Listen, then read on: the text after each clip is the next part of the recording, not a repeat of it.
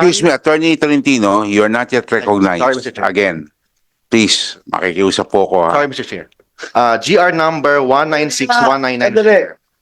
Kasi tinanggap nitong prangkisa na to that we have the right to repeal, amend, and now you're telling us na para wala kaming karapatan. With all- tinanggap nyo yung prangkisa nyo. Now we want it to amend, to repeal, or to revoke. And we have that authority based on your franchise as a law.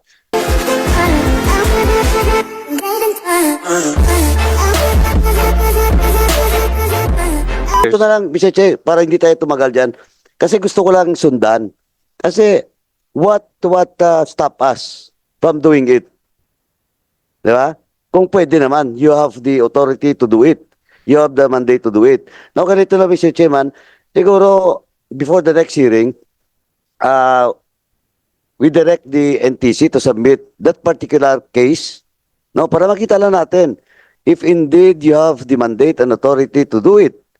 But of course, if you want to consult or other agencies or get the recommendation of other agencies, we will do it. But ang ano ko lang, Mr. Chair, kasi parang in the light of this investigation, SMNI, franchise, yung station, may suspension, may CDO, but of course,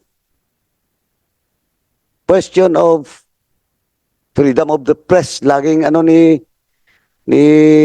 Atty. Tolentino, freedom of the press, that should not be suppressed. So, lahat may limitation, di ba, attorney, di ba?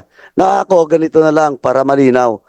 NTC, please submit to this committee a case similar to the situation of the SMNI, other platform or web page.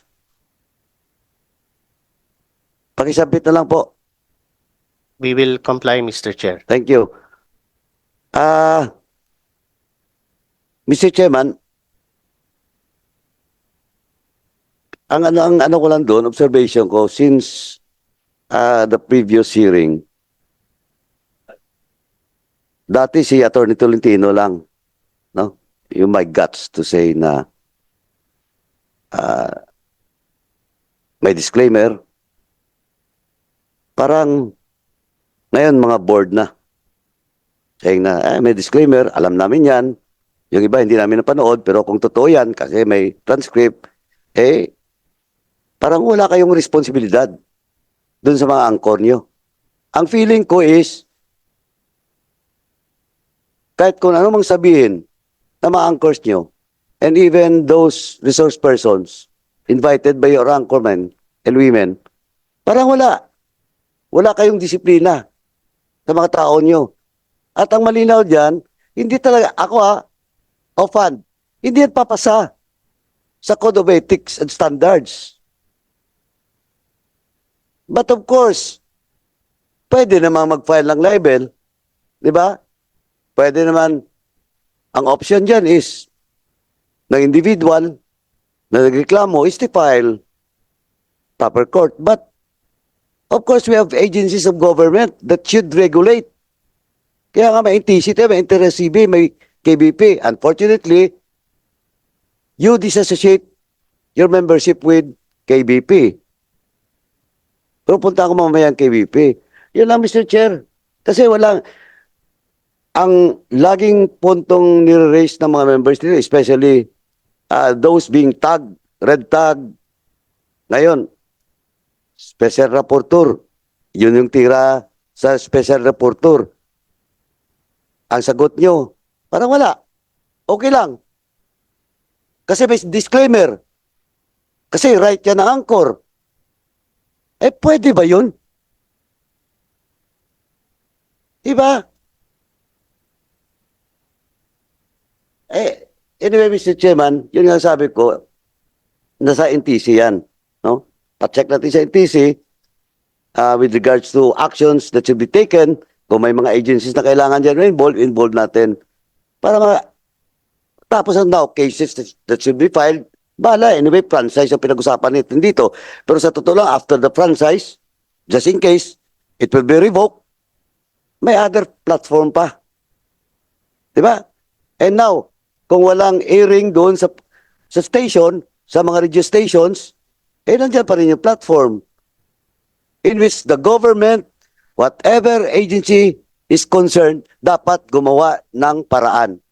Gumawa ng hakbang. Hindi pwede hanggang wala. Parang walang magawa ang gobyerno sa SMNI. Kasi SMNI lang naman sa ngayon eh. Ang ganyan yung conduct. Other radio stations, other TV stations, kahit yung mga established na matagal ng radio station, sinusundan nga nila yung code of ethics. Pero yung SMNI wala. Anyway, yun lang yun po sa akin. Kaya NTC, please submit the requested document before the next hearing. Kasi hindi pa naman to last eh.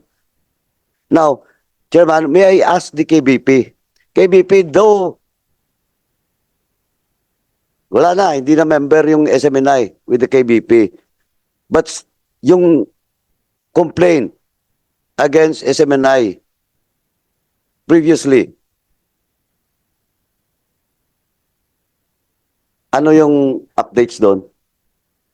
Mr. Chair, insofar as the complaint filed against SMNI for acts that were allegedly committed while they were a member, KBP could take cognizance. However, since there is a pending case involving the same issues in other courts, procedurally KBP suspends its hearing to give way to the courts or government agencies to conduct their own investigation, because we are self-regulation, and the courts of law are above us, Your Honors. Yeah, correct. But you have your mandate. Now, there is a pending case outside, but there's a complaint also. Yes, Your Honor, that's why I was explaining our procedure, that we suspend hearing because there is a pending case involving the same issues in a court with jurisdiction. Who filed? We were informed You were informed. no, You don't have the document? Your Honors, that was information given in this committee.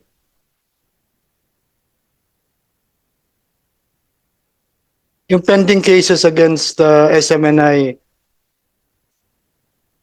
Is Attorney Domingo is present? Wala. Hindi, kasi Mr. Chairman, I will not decide for my vote with regards to the revocation on the House bill filed by Congressman Ruth Rodriguez unless malinaw talagang basis. Na for example, NTC medyo malinaw na yan pero wala pang finality. Now, KBP, I'm waiting for your final decision with regards to the case o complaint filed against SMNI para magamit namin dito.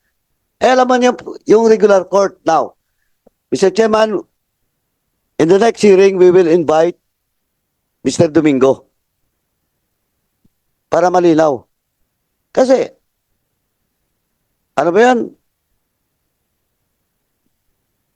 Forum shopping ang case. And I will check also, KBP, I will also check with the legal department in the House if there is a legal impediment with regards to that. Kasi, pag walang legal impediment, that it will not be a forum shopping, you better check with your legal also. Para pag nagkita-kita tayo dito next hearing, di ka magka-problema. Baka mamaya ang opinion ng legal dito sa House is different from what you have said. yes, Mr. Chair, we note that and we'll take cognizance. Thank you. So when I say due process, Mr. Chair, it is one of the constitutional right guaranteed under our Philippine Constitution. Yes, we agree with Congressman Daza that is not absolute. There are certain limitations. But granting that there is limitation, there is a latest jurisprudence of the Supreme Court that in case any rulings, decisions of any government agency that affects constitution, the freedom of press and freedom of expression, there is a presumption that that government agency's ruling and decision is unconstitutional. It means the Supreme Court emphasized that the freedom of press and freedom of expression is one of the highest constitutional right guaranteed under the Philippine Constitution. It means the Constitution of the Republic of the Philippines guarantees more protection, more right with respect to the freedom of press and freedom of expression. Yes, sometimes there are irregularities, there are inaccuracy committed by the anchors of the SMNI. But granting those are inaccurate, granting that those are not 100% correct, still covered by the freedom of press and freedom of expression guaranteed by the Philippine Constitution. So therefore, Mr. Chair, in case there are violations by the anchors, there are other options like filing a case, but not to affect or to revoke the franchise, because a franchise granted by the Philippine government is already a proprietary right protected by the due process clause of the Philippine Constitution. Chairman. Chairman. Yeah. Thank you, Mr. Chair. Mark Tolentino, Thank you for the time given maraming me. salamat, the Honorable Dasa. And Mr. Chair, this is not my opinion, Mr. Chair. Well, I'm just reading the well, it is- jurisprudence of the Philippine Supreme Court. Well, Mr. I Chair. think that is your opinion based on what you are reading. If you only nitpick on certain, because first of all, we even don't know what case are you referring Can I to. read the decision, Wait. Mr. Chair? You can just give us a copy because we will definitely, Maliwanag. we cannot ask, I don't believe that the Supreme Court will go into GR legislative. number Okay, sabi ko, just give us a copy and we will study the points that you have raised. But be rest assured that this is definitely within the right of the committee to grant, amend, repeal, and revoke. At least klaro po tayo dyan. And if you think that we're in violation of that, then you also have the right to go to the court if you want to. Like you have been asking everyone to go to court against your station and to your talents. Thank you, And I Dr. like Chair. the smile of the attorney Rolex Suplico. It's a very nice smile. Okay, and he's, thank you. Anyway, klaro po tayo dyan. Side nyo na, kasi ano po nyo, magbabasa ho tayo ng pira-pirasong desisyon, hindi ho natin alam ang konteksto nung inyong sinasabi. So, and I know that, the Supreme Court will not, malaki po ang paggalang po natin sa kanila at malaki naman po ang paggalang nila sa legislatura. Thank you, At Mr. hindi Chair. po sila sasaklaw sa kapangyarihan ng legislature. So maraming salamat. The Attorney Caraps, Congressman Caraps, I'm sorry. Thank you, Chairman. Anyway, that's the opinion position of attorney. But ito lang, attorney. Section 15 of your franchise. And binigay niya sa inyo yung frankisa at nobody question about it. You review Section 15. Here. Oh, now you're telling us is as if that you're telling us that we don't have the powers and authority to approve and revoke franchise. Huwag na natin pag-usapan yung powers. Yung frankisa nyo mismo, Section 15. Can I make a manifestation, Mr. Chair? Hindi. Please read, I think there's a, Gusto section mo 15. basahin mo. Okay, Section Mr. Chair. 15. Okay. Oh, This- para makarinig ng lahat. This franchise shall be subject to amendment, alteration, Oh. repeal by the Congress of the Philippines when the public interest so requires, and shall not be interpreted as an exclusive grant of privileges herein provided. Oh. Ano yan? So, That is the law, Mr. Chair. And of course, there's also jurisprudence about that, Mr. Chair. what jurisprudence ano yung sinasabi mo? With all due respect, Mr. Chair, although I respect the congressman from Iloilo, Mr. Chair, it says from Negros, Mr. Chair, it says here, Mr. He's Chair, not from Iloilo.